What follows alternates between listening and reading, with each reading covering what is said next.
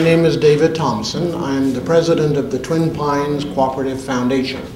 And Twin Pines is the name that was given to what had been called BAND. If some of you remember BAND, it was the nonprofit that Associated Cooperatives had set up in 1964 through Associated Cooperative sponsorship. Well, my wife is Ann Evans, who became the mayor of Davis, and she is the daughter of Audrey Switzer, whose family had number 1844. So I married into a co-op aristocracy. I was born in England near Rochdale, which is where the co-ops first began, and I have a very different story to tell, so I will tell my part of it, which is that I was working in Southern California with the creation of Co-Opportunity, which was one of the earliest new wave food cooperatives in California. And I became the first new wave leader to be elected to the Associated Cooperatives Board around about 1978. I also worked with all of the folks at the Berkeley Co-op to create the National Cooperative Bank, and I became the first co-op person to be employed by the Co-op Bank in Washington, D.C. And it is to the Berkeley Co-op in particular that the existence of the National Cooperative Bank owes its life, because it was at the CLUSA meeting in 1976 in the Berkeley and Palo Alto areas that the idea of the Co-op Bank became a reality. So part of what I'm going to try to get across is that there are numerous strands of what the members of the Berkeley Co-op did that live on today and benefit cooperatives throughout the country.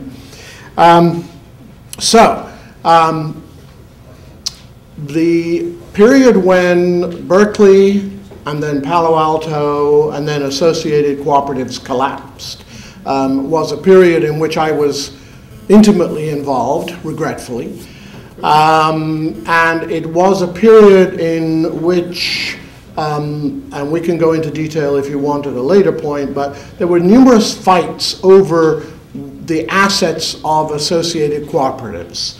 And my perspective was that amongst the new wave cooperatives who became the group who in essence controlled all of this, because the Berkeley and the Palo Alto people one by one disappeared off the boards because there were no cooperatives for them to represent anymore.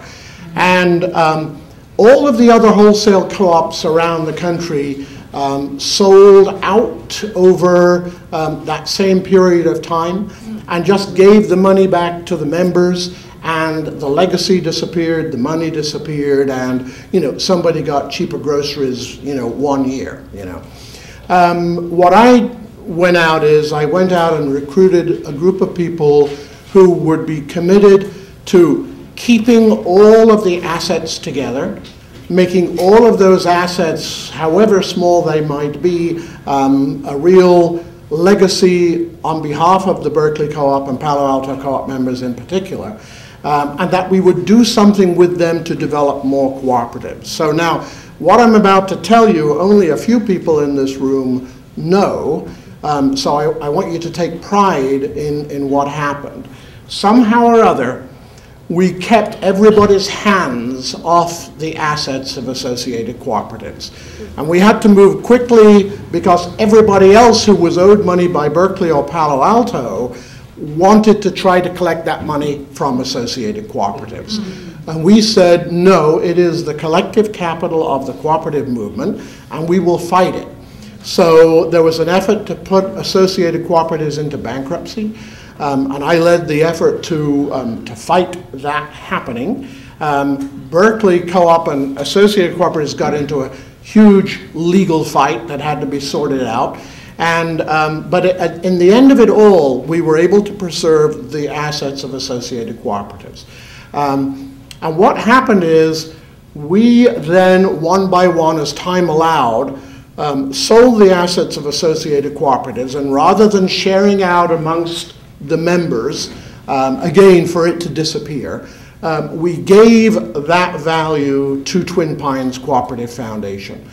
We're still doing that because there are various things that are held that we have to keep claiming, and we haven't been able to get all of that money. But we basically gathered together around about $500,000 of assets from all of the three organizations and then gave them to Twin Pines. And then Palo Alto sued Twin Pines over taking the money from them, and then we had another thing and we won that suit.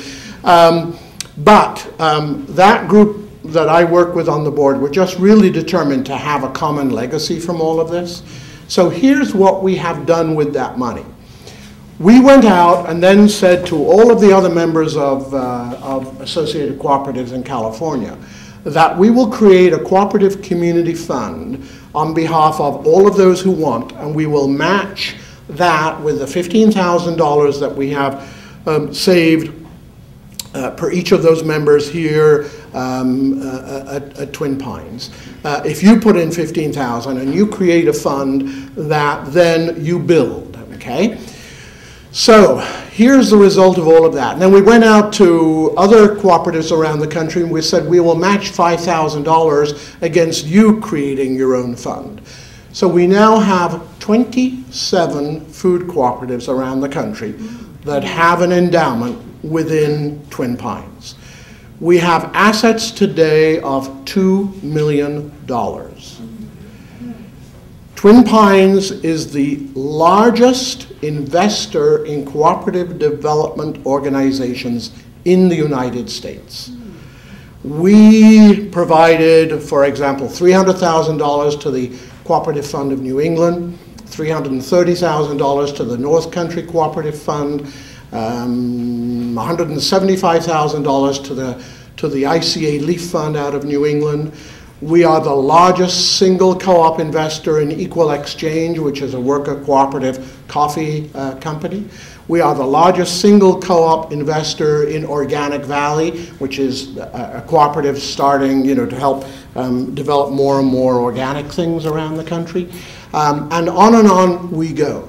So the $2 million that we have, and we measure this on an annual basis, creates a leverage of $10 other dollars, $10 either conventional financing, other bank financing, local community groups, et cetera, et cetera. So the money that Berkeley had, that left over, that everybody was fighting about to get a few dollars, we were able to preserve, and now in essence, that money that came from all of you in the room, that you wouldn't have gotten back even if it had been done, because there were all sorts of other, vendors who wanted that money.